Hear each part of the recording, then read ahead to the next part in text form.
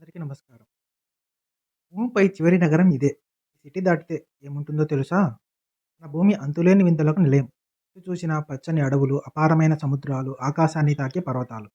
కానీ భూమి ఎక్కడ ముగుస్తుంది అనే ప్రశ్నకు సమాధానం వెతికితే మనకు వినిపించే పేరు సువాయ. దీనిని ప్రపంచం మొత్తం ఎండ్ ఆఫ్ ది వరల్డ్ అని పిలుస్తుంది. దక్షిణ అమెరికా ఖండం చివరి కొనలో అర్జెంటీనా దేశంలోని ఎర్రా డెల్ ఫ్యూగో ద్వీప సమూహంలో ఈ అద్భుత నగరం కొలువై ఉంది. దీని తర్వాత మానవ నివాసాలు ఉండవు. కేవలం అంతులేని సముద్రం.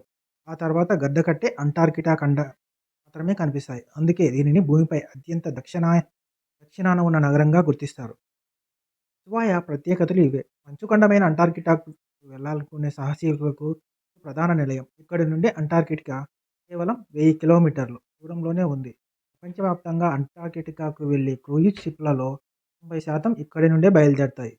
ఒకవైపు బీగిల్ ఛానల్ సముద్ర జలాలు, మరోవైపు మంచుతో నిండిన ఆండీస్ పర్వత శ్రేణులు ఈ నగరాన్ని ఒక అందమైన చిత్రపటంలా మారుస్తాయి. సుమారు 83,000 మంది జనాభా ఉన్న ఈ నగరంలో స్పానిష్ ప్రధాన భాష. పర్యాటకం ఇక్కడి ప్రధాన ఆదాయ వనరు కావడంతో ఇంగ్లీష్ కూడా బాగానే మాట్లాడతారు. ఎర్రా డెల్ ఫ్యూగో నేషనల్ పార్క్. ఇక్కడ అడవులు, సరస్సులు పర్యాటకులకు స్వర్గధామాలు. ఇక్కడే ప్రపంచపు చివరి రైలు ప్రయాణం ప్రారంభమవుతుంది.